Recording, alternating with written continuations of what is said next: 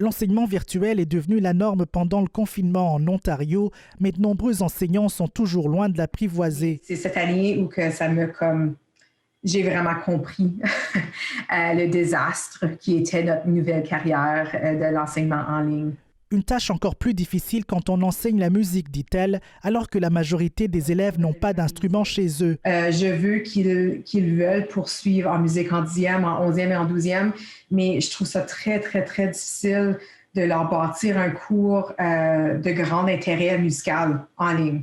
Puis j'ai eu des moments, des gros moments de bas. J'ai pleuré, j'étais frustrée. C'est épuisant. Je suis épuisée.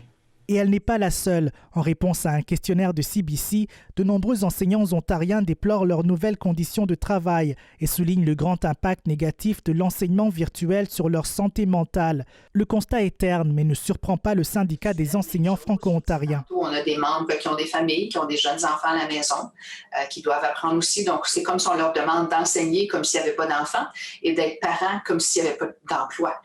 C'est très difficile de jongler les deux. Difficile d'autant plus que certains conseils scolaires sont moins réceptifs aux préoccupations des enseignants, déplore-t-elle. Mais les conseils scolaires se défendent et indiquent qu'ils ne suivent que les directives du gouvernement. À chaque fois qu'on parle au ministre, à chaque fois qu'on parle à la sous-ministre, on leur mentionne d'arrêter de surcharger nos enseignants, nos cadres supérieurs. Les directives doivent être plus avancées dans le sens qu'on doit les avoir plus tôt. On doit être capable de les recevoir, d'être capable de les accaparer et de les placer comme il faut. Les enseignants estiment aussi que de moins en moins d'élèves atteignent leurs objectifs d'apprentissage cette année, ce qui pourrait engendrer des retards.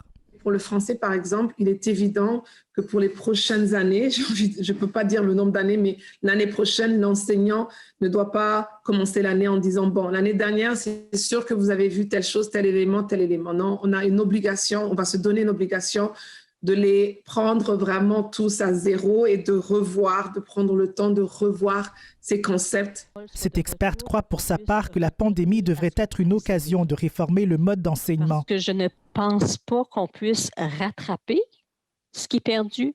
Je pense qu'il faut se concentrer davantage sur construire ce qu'on voudrait que les élèves aient davantage.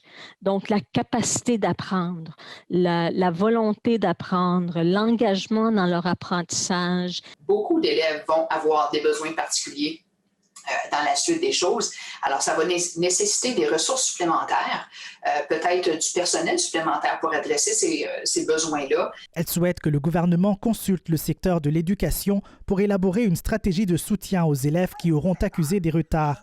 Ici, bienvenue Senga, Radio-Canada, Sudbury.